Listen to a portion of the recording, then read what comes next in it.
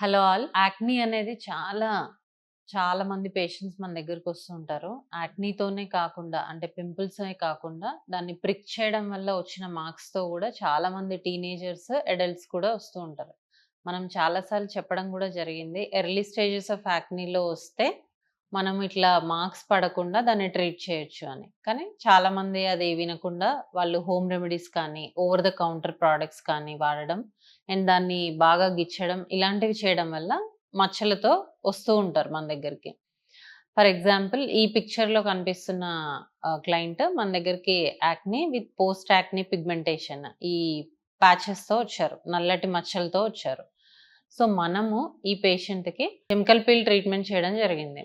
జనరల్‌గా ఏంటంటే మనకి యాక్నీ ఉన్నప్పుడు కొన్ని మెడిసిన్స్ ఇవ్వడం వల్ల చాలా ఈజీగా తగ్గిపోతాయి. కానీ ఇలా మచ్చలు పడినప్పుడు క్రీమ్స్ వాడడం అనేది జరిగితే దానికి రిజల్ట్స్ చూడ్డానికి చాలా టైం పడుతుంది. అండ్ కొంతమందిలో రిజల్ట్స్ అనేవి ఉండవు.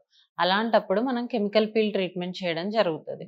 సో, ఈ పేషెంట్‌కి మనం అలా కెమికల్ పీల్స్ 3-4 సెషన్స్ చేయగానే రిజల్ట్స్ చూడండి ఎంత బ్యూటిఫుల్‌గా వచ్చాయో. ఒక్క మార్క్ కూడా లేకుండా అండ్ కలర్ గూడా ఇంప్రూవ్ అయ్యి, పిగ్మెంటేషన్ లేదు అండ్ యాక్నీ కూడా లేదు. సో, ఇలా యాక్నీ తర్వాత వచ్చే మార్క్స్‌ని ట్రీట్ చేసుకోవడం అనేది చాలా ఈజీ. రైట్ టైమ్‌లో గనక మీరు డెర్మటాలజిస్ట్‌ని కన్సల్ట్ అయితే మనం దీన్ని ప్రాపర్‌గా ట్రీట్ చేసి without acne and without spots మనం ట్రీట్మెంట్ అనేది చేయొచ్చు.